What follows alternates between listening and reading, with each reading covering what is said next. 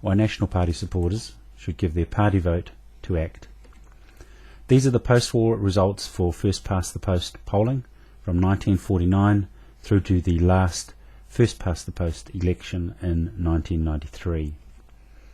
In that period there, from 1949 to 1981 election, that's what the results look like in terms of National victories versus Labour.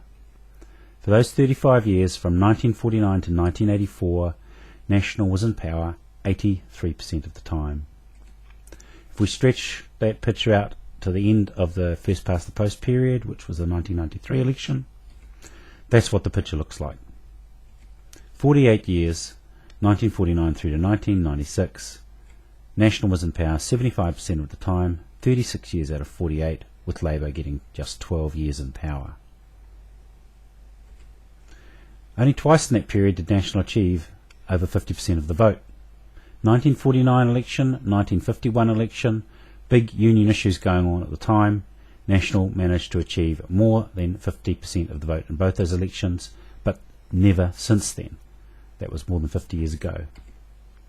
Polling greater than 50% is an aberration, not the norm, even under first-past-the-post. The National vote average for the entire period under first-past-the-post was just 44.3%. If we'd taken the 1946 election into account, it would actually be lower, because that was a Labour victory.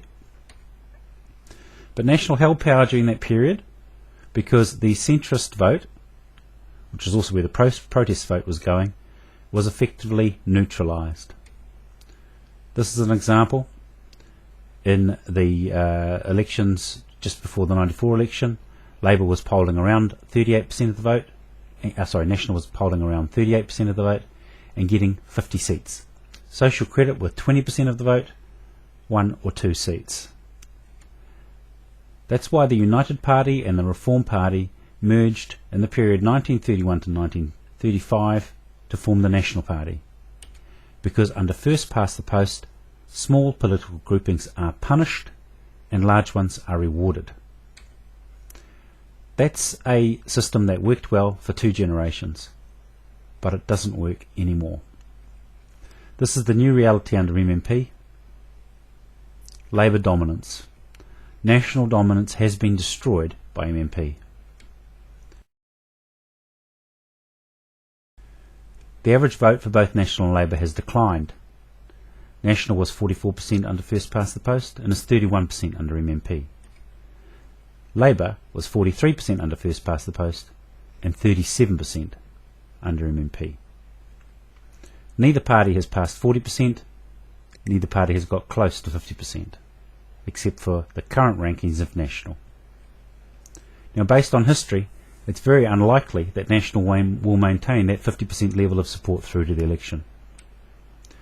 This is the MMP landscape running from the 1996 election to the 2005.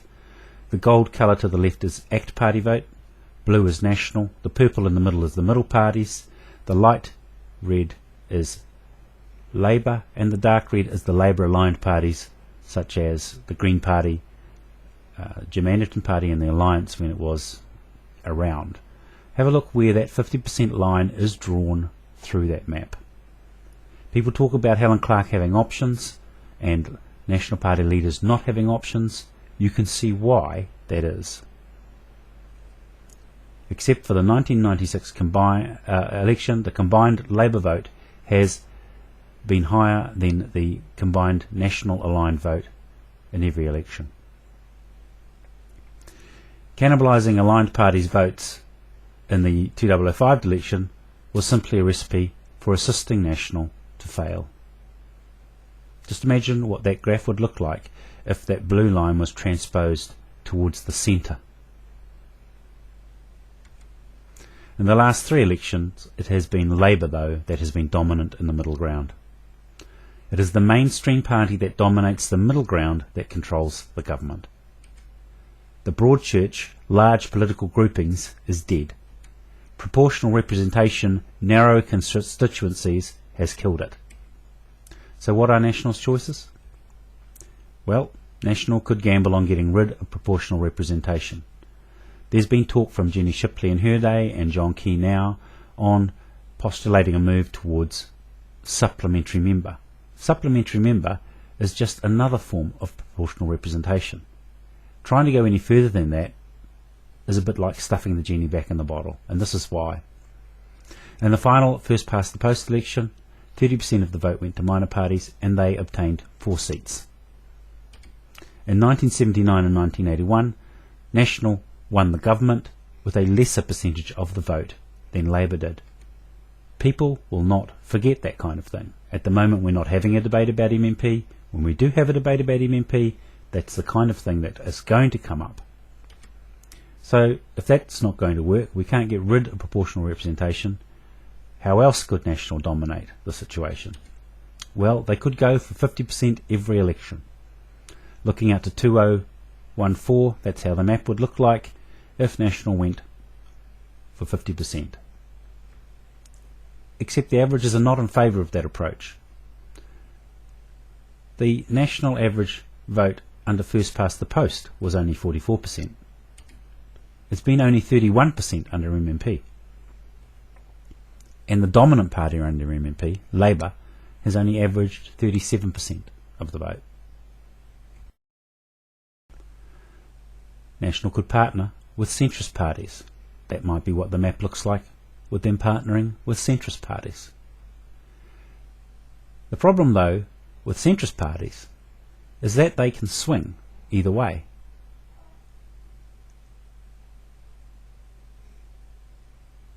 Who's to say that National will always have the best coalition deal on offer?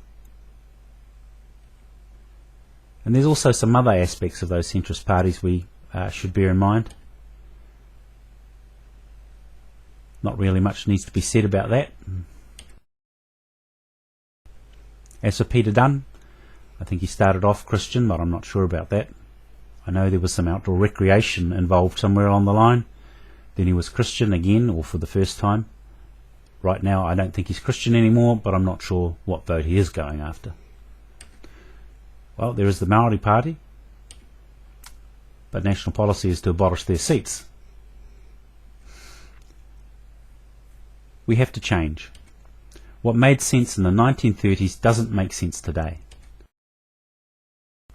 The two parties, Reform and United, which merged to form National because we needed large political groupings, now need to demerge because we need to address the needs of narrow constituencies without shedding votes to the middle or to Labour.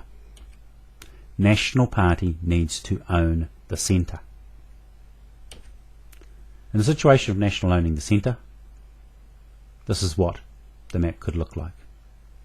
John Key has come under a lot of criticism. People have called him all sorts of names. The Labour Party have been putting the knife in, saying that he's not going to change anything, but he's actually taking exactly the right approach. John Key is moving National to the centre, and that's where National needs to be. Dominating that centre group, owning it, taking out the centrist vote and the weak Labour vote, and making them long-term National voters. By dominating the centre and partnering with an aligned party that does not compete for that vote in the centre, even in strong socialist years, National can still win. The answer is compelling to any National supporter.